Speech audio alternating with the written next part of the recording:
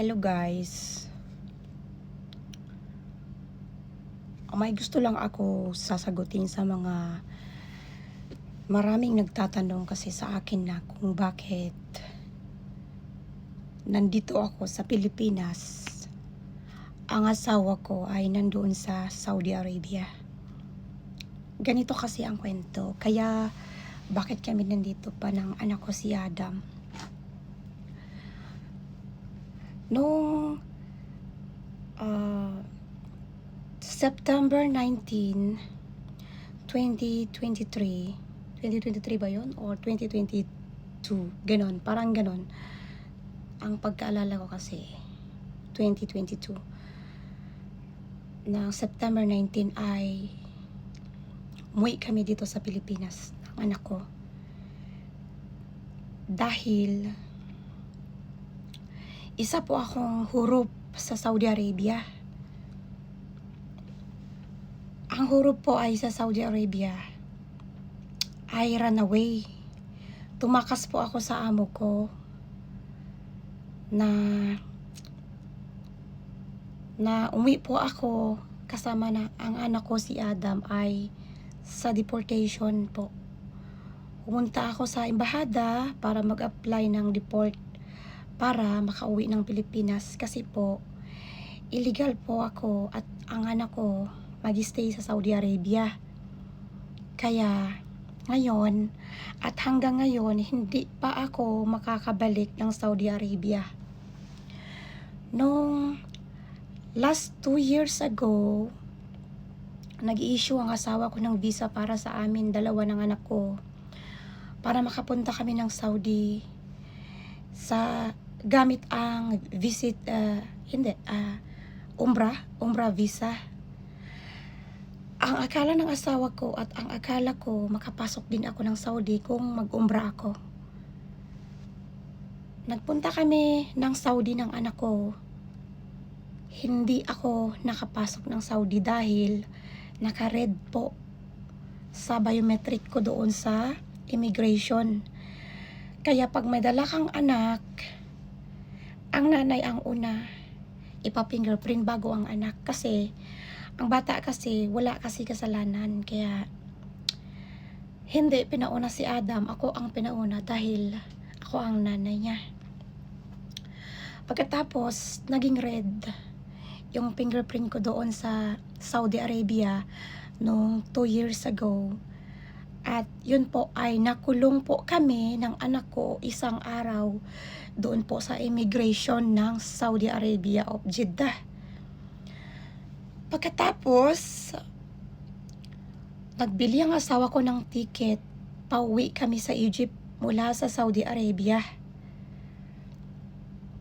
Mula sa Jeddah, papunta ng Egypt. Kasi pag umuwi pa kasi kami na maghintay sa mga government ng Saudi na para makadeport kami ulit, matagal po yun ang proseso. Mabuti na lang na may visa ako papunta sa Egypt. At yung anak namin, hindi niya na kailangan ng visa dahil dual citizen naman siya.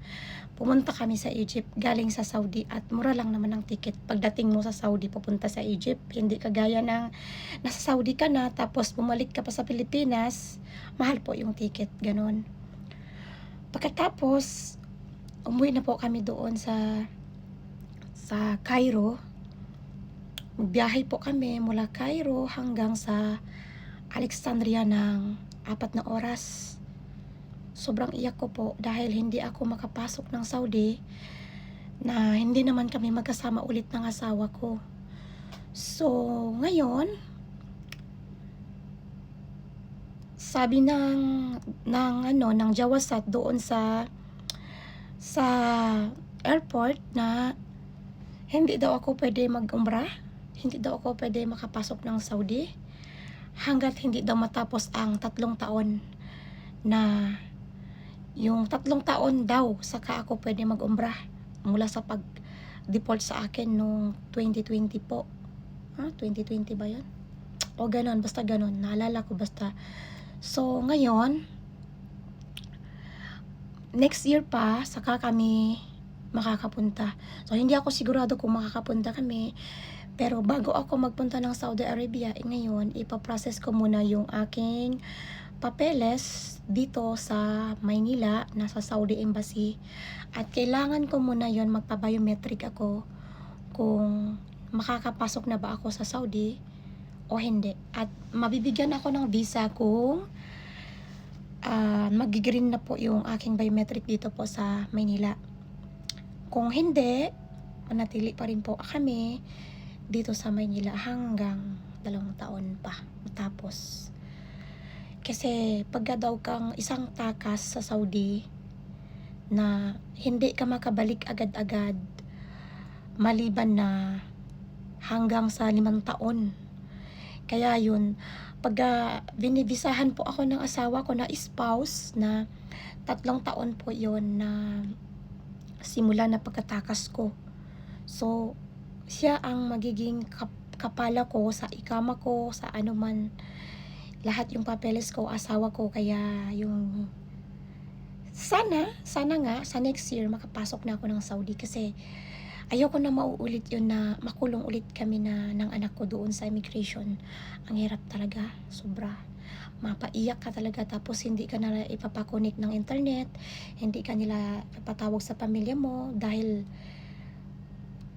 ayaw talaga nilang, wala sila pakialam sa atin kung nandun tayo sa airport.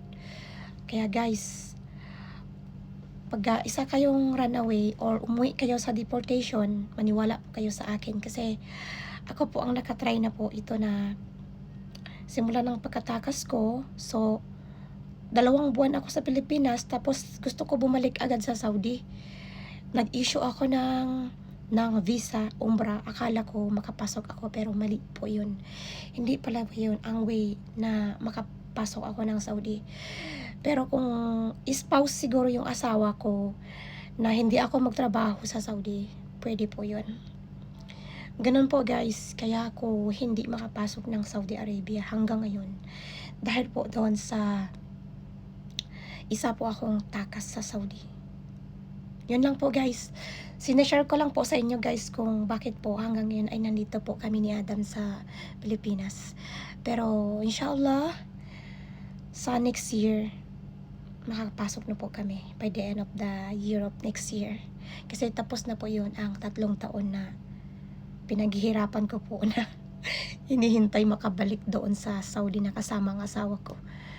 Pero sa awa ng Diyos, sa awa ni Allah, na kahit nandito kami sa Pilipinas ay every 3 months binibisita kami ng asawa ko dito.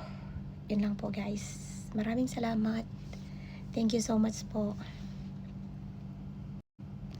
At sana po may matutunan po kayo sa video ko. Thank you.